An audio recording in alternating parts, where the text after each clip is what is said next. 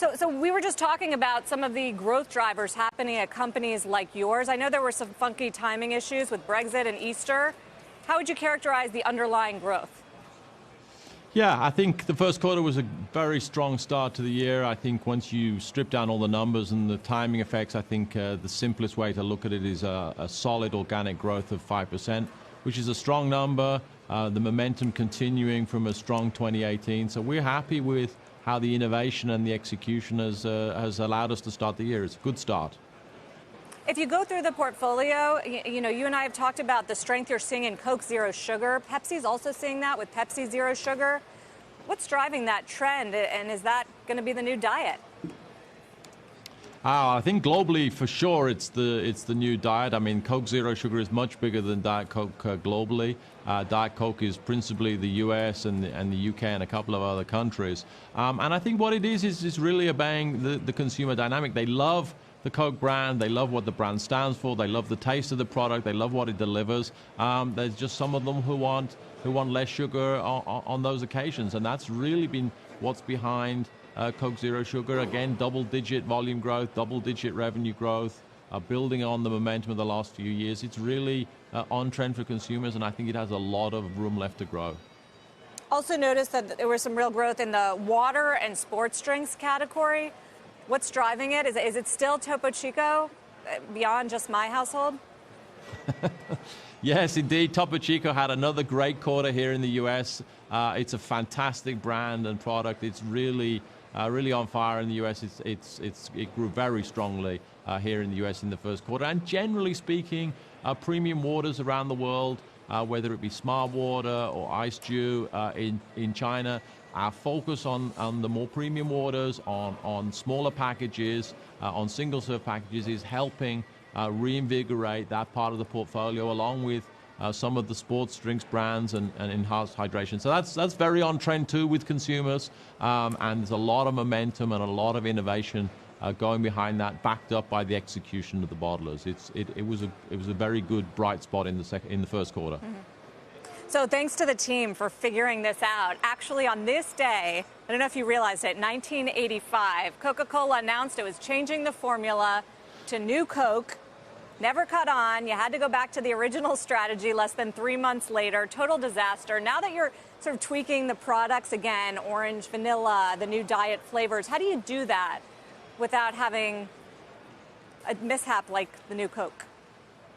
I think that the central learning ultimately was that Coke Original, Coke Classic, is the enduring center of the brand and of the whole portfolio of the variants. So I think, you know, we've been very clear as we experiment with the flavors or the zero sugars or the blending with other categories with Coke with coffee. At the center of all that, we have to do justice to the original Coca-Cola. Even better if it comes in a small 8-ounce glass bottle. And as long as we preserve and keep that iconic brand and product as the center of the idea, I think all will be well. Yeah, last quarter when you joined us, we spoke a lot about the outlook. It was disappointing. The stock reacted. The stock actually fell in the 3 months that followed. And today we saw why. 11-point hit because of foreign exchange, that strong dollar. Can you just explain to investors why that is hurting Coke so much and disproportionately to some of the other companies right now, and where we go from here on Forex? Yeah, I think firstly that it's a recognition or it's a representation of the incredible global nature of the Coke company and the Coke system. I mean, we truly probably are the most broad global company. We're in virtually every corner of the globe. We deal with over 70 functional currencies. And as our businesses continue to be successful over the years, the weight of emerging market or non-top 10 currencies in our total business has increased, and actually in recent years it's gone past 50% of our business. So more volatile currencies have increased their weight in our total business, and in the third quarter last year there was a big strengthening of the dollar, and that hit us in the third and the fourth quarter last year, and obviously it's affected us heavily, double digits in the first quarter this year.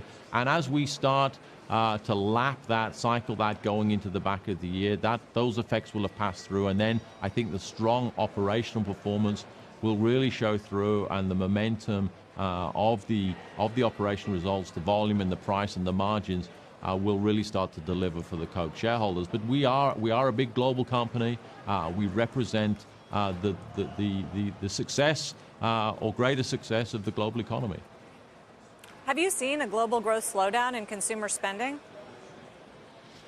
Clearly, our first quarter doesn't look like that. Obviously, since the last earnings call, the IMF has reduced its forecasts.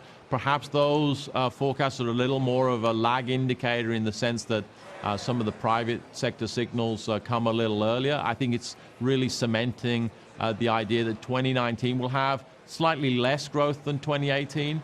But there's no question that the first quarter started well. There are parts of the world, some of the economies like Argentina, bits of the Middle East, which are really under pressure. So we're seeing 2019 with growth, just a bit less than 18 in terms of the macros, and we're focused on what we can execute. Hopefully, we'll continue to execute well like we did in the first quarter, but we do see 2019 softer in the macros.